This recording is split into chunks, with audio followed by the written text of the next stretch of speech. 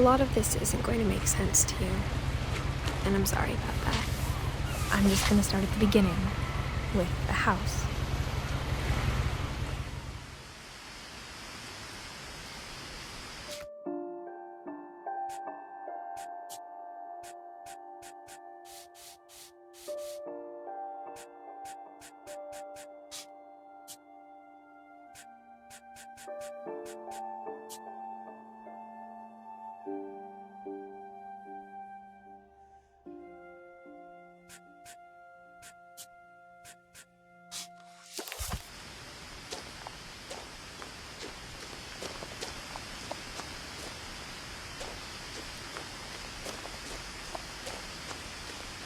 I lived here until I was 11, but I wasn't allowed inside half the rooms.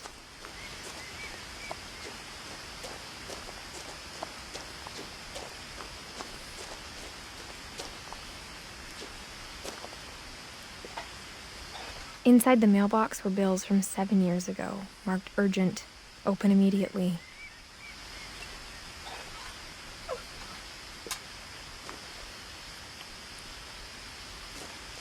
I hadn't been back since my brother Lewis's funeral.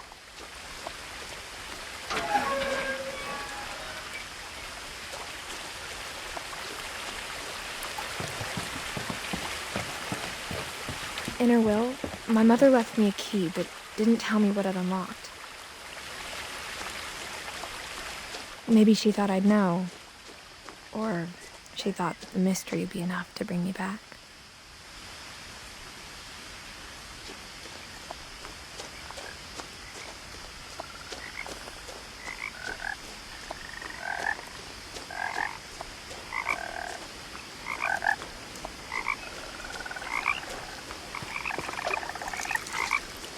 The truth is, even after I inherited the house, I never thought I'd come back to it. But now I had questions about my family that only the house knew the answers to.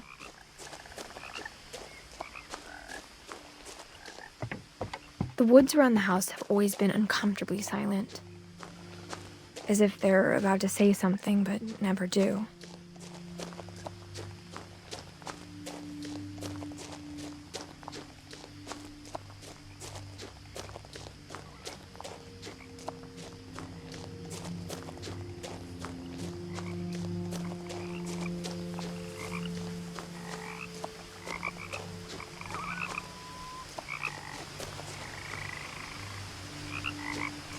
The house was exactly like I remembered it, the way I'd been dreaming about it.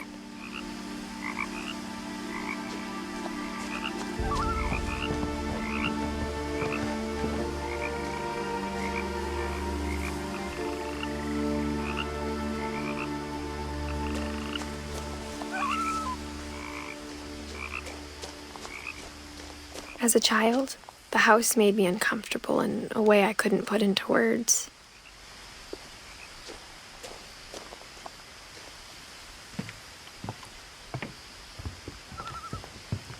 Now, as a 17-year-old, I knew exactly what those words were.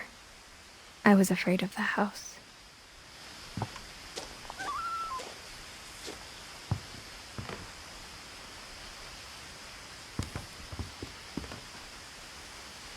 I hoped the key might unlock the front door. It didn't.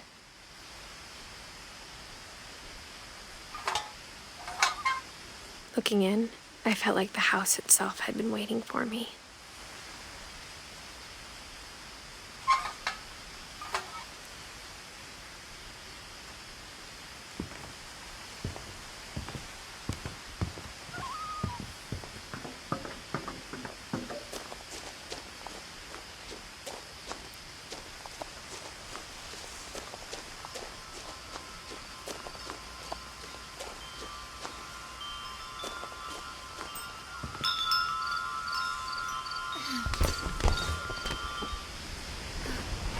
Crawling through the doggy door used to be a lot easier when I was 11.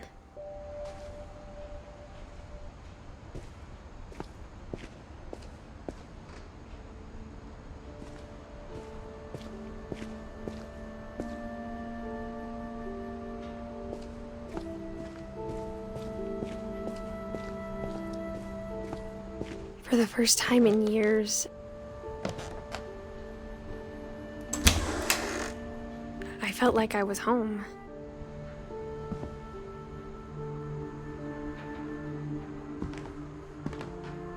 But instead of a family, there were just memories of one.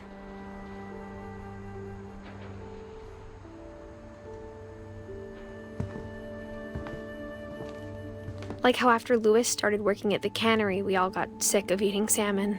Except our cat, Molly.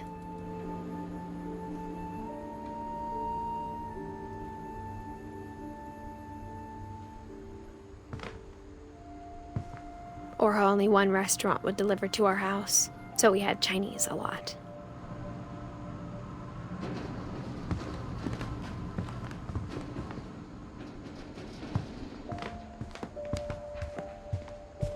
The table was still a wreck from the night we left.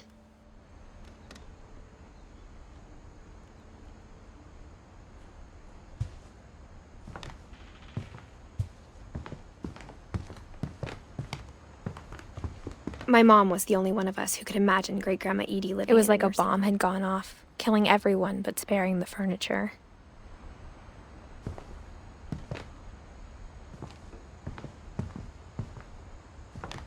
Nothing in the house looked abnormal. There was just too much of it, like a smile with too many teeth. Even the fireplace had a story. Edie told me the bricks came from the original house, after it sank.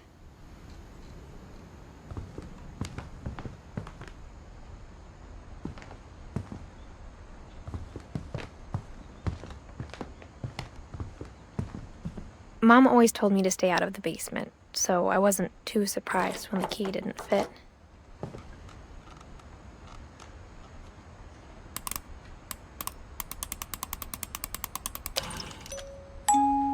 Great-Grandpa Sven built a music box for Barbara, along with the rest of the house.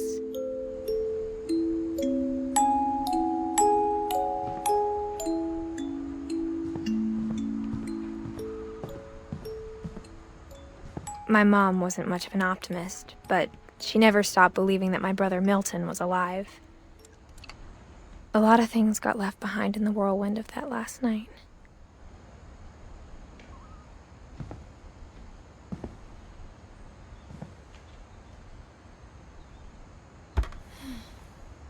Edie told me once that every Finch who ever lived is buried somewhere in the library.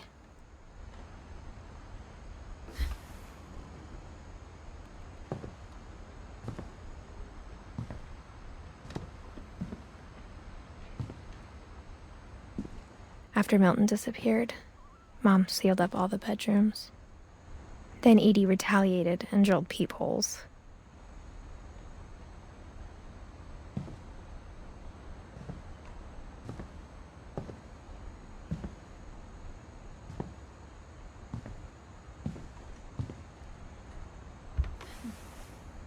Molly always seemed like a girl I could imagine being friends with, if she hadn't died in 1947.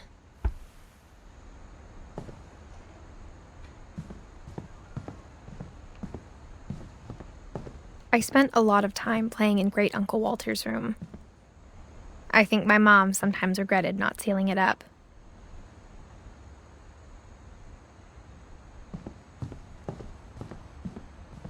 Louis told me there were secret passages, but I never believed him.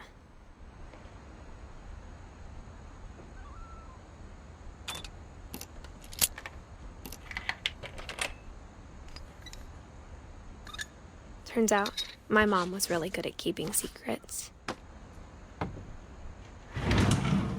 Now it was time to find out what my mom had been afraid of.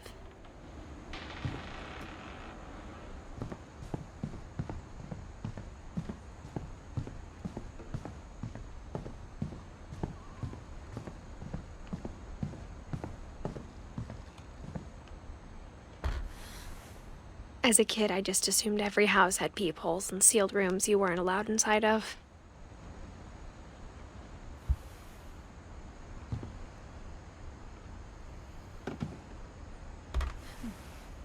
My Grandpa Sam spent 7 years sharing a room with his dead brother, Calvin.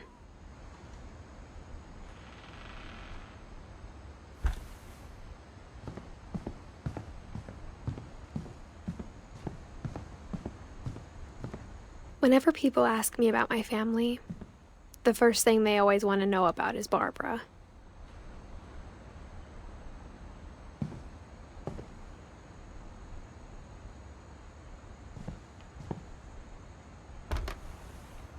Barbara was a child star for 2 years, until America grew out of it.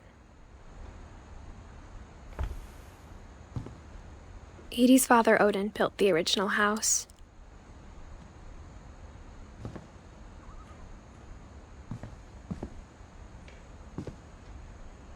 Mom must have locked the third-floor stairs on the night we left.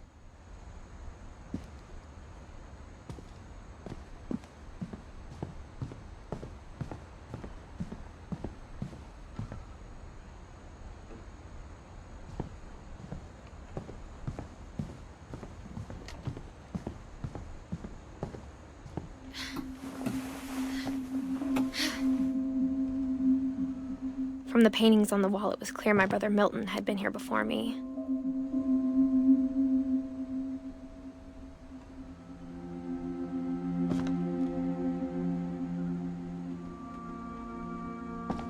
Reading this, maybe it sounds like I had a plan. But I had no idea what was behind that door.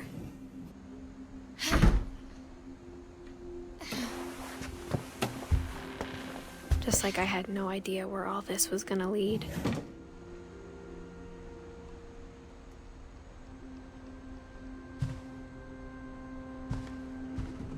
I grew up looking at Molly's room through the peephole.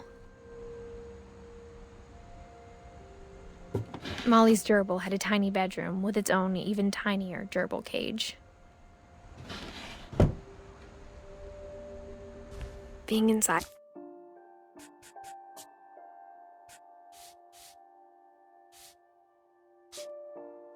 For the first time, I felt like I'd stepped behind a painting.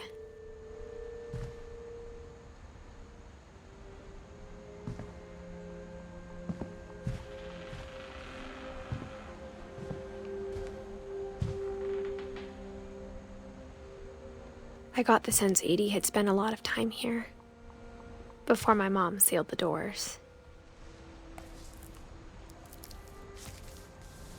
December 13th, 1947. Dear Diary, I'll be gone soon, but I wanted to tell somebody about what's gonna happen. It started when Mom sent me to bed without dinner. I woke up and I was starving, so I looked around for something to eat.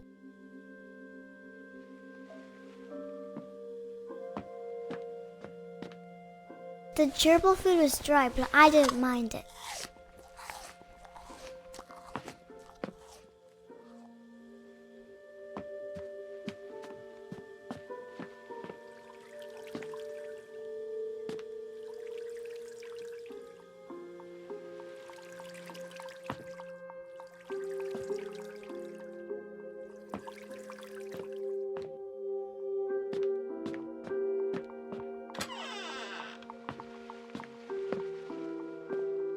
I kept eating and eating.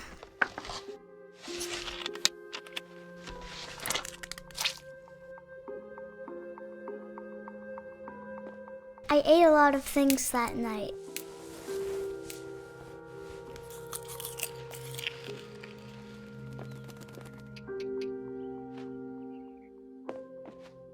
Then I heard chirping outside my window.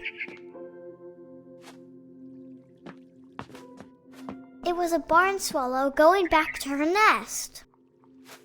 I reached out for her.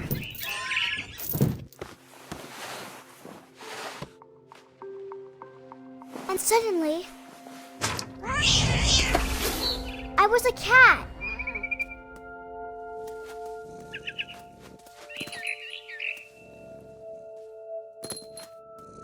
I tried to be quiet, but the bird was really scared.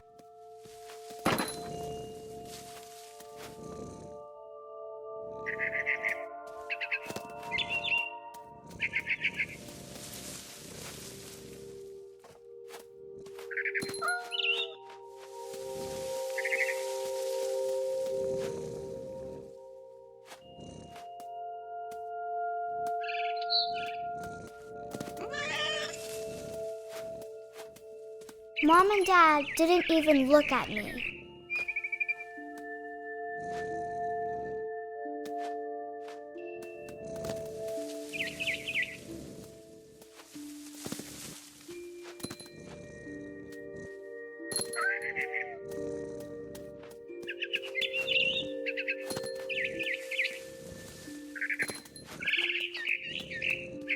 I jumped and I almost got her.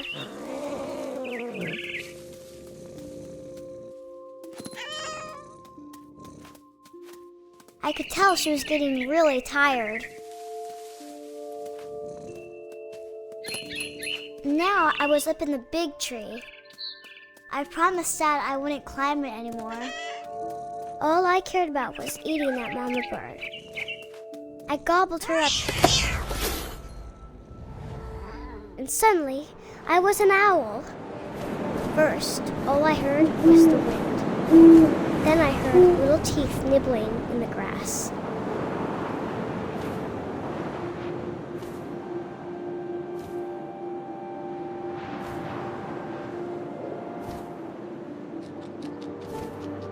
Rabbits.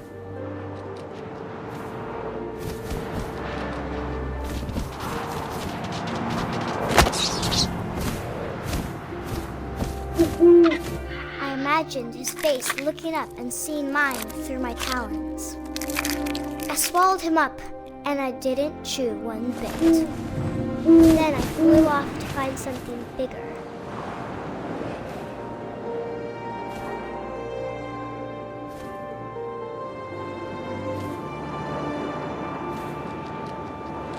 A mama rabbit.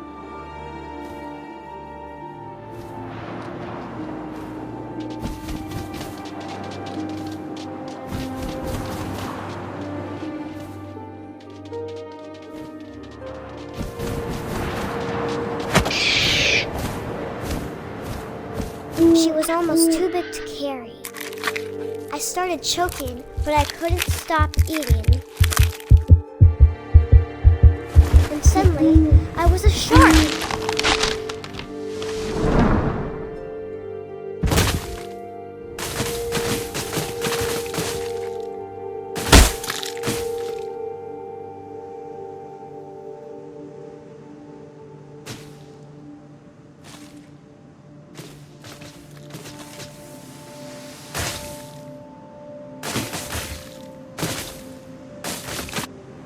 I rolled off a cliff and into the ocean. Now, I was hungrier than ever.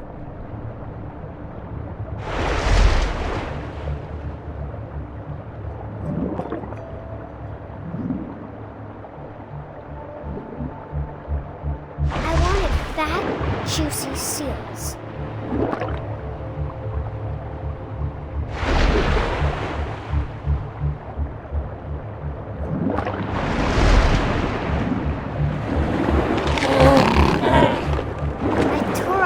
Flipper, and it tasted really good.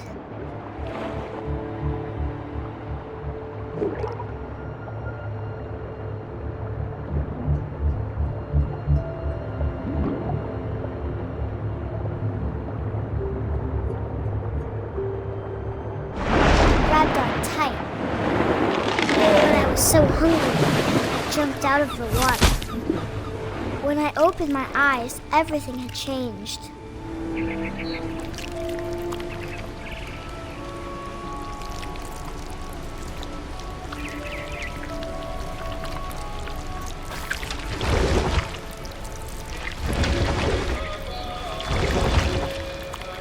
Now I was a monster, and I smelled people everywhere.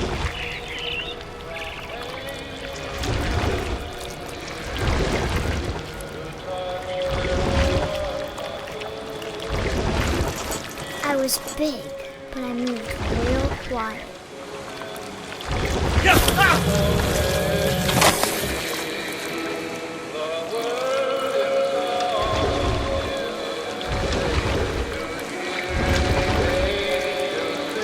I wanted to stop, but also I didn't.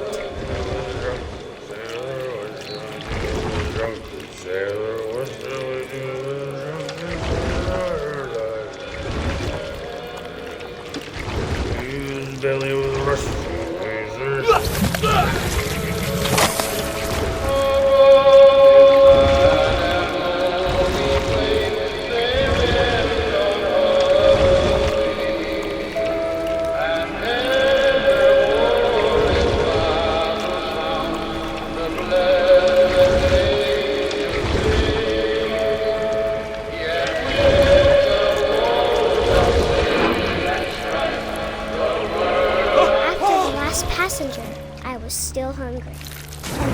the water, I smelled something new. Something I had to have, so I swam towards it.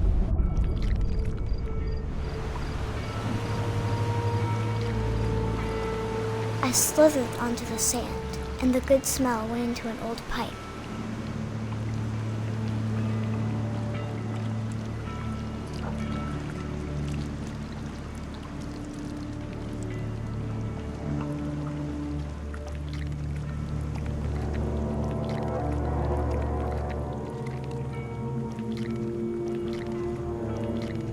I got closer and closer.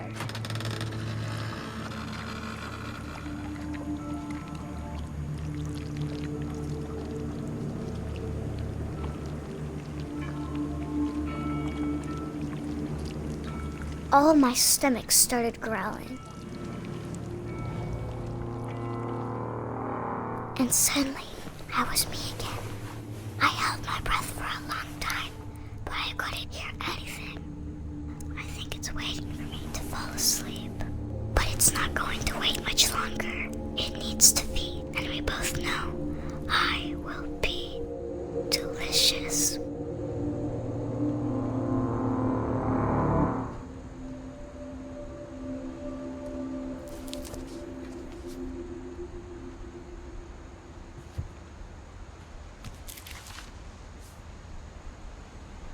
I'm not sure if I believed all of that, but I'm sure Edie would have.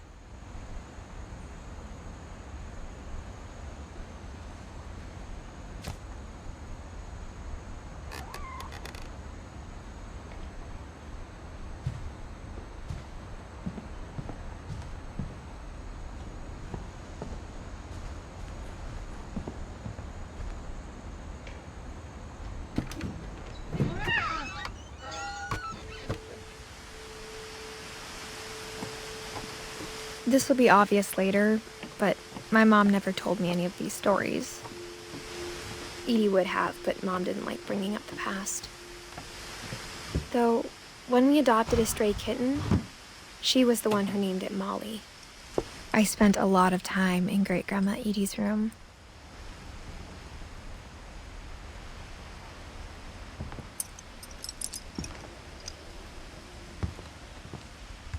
Louis died a week before we left, but Edie had already started to memorialize him.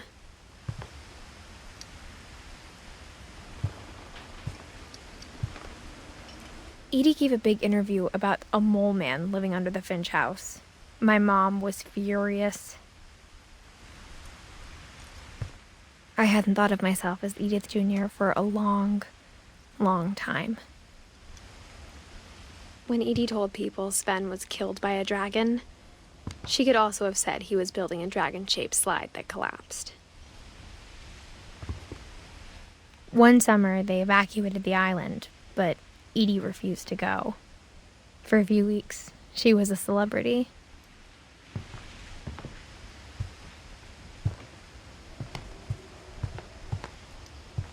Her room was like a museum.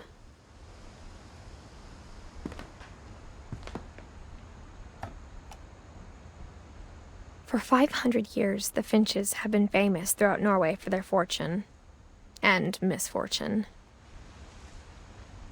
Odin Finch buries the latest victims of the family curse, his wife Ingeborg and their newborn son, Johan. On January 7th, 1937, he set sail with his family and his house, hoping to leave the curse behind. But 40-foot waves off the coast of Washington send the house and Odin to the bottom of the sea. Odin's daughter Edie, with husband Sven and baby Molly, step ashore on their new home, Orcas Island. Odin Finch is the first to be buried in the new family cemetery. His daughter Edie is already dreaming of a new Finch house.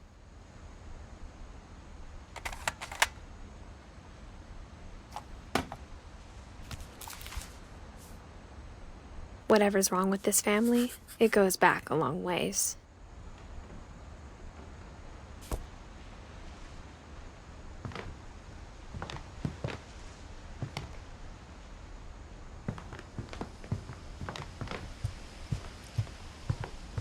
Even in her 90s, sometimes Edie seemed a lot younger than my mother.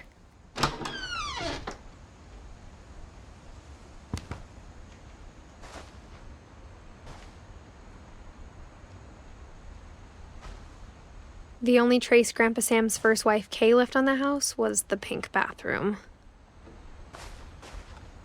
It was a pretty big trace.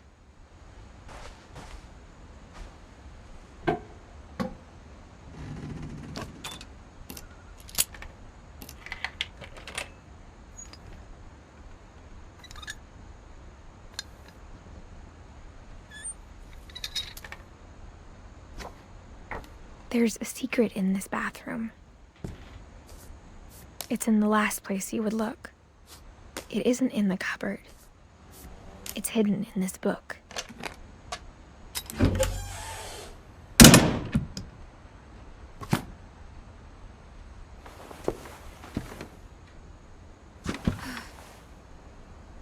Sven gave Sam an old camera he'd refurbished. He never put it down.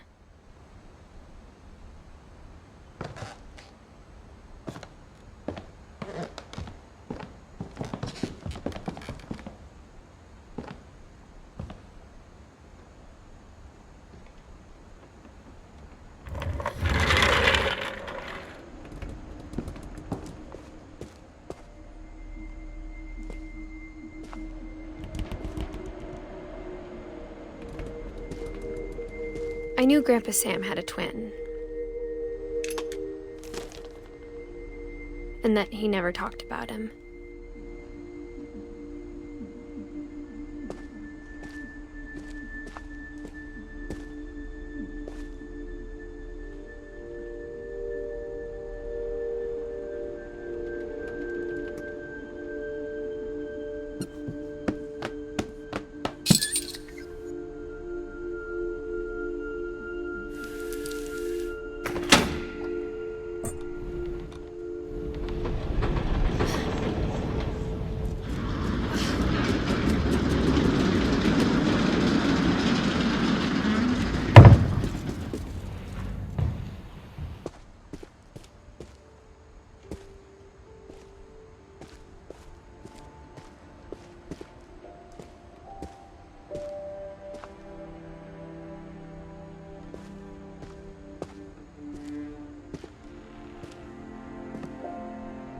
I guess my grandpa didn't like history any more than my mom did.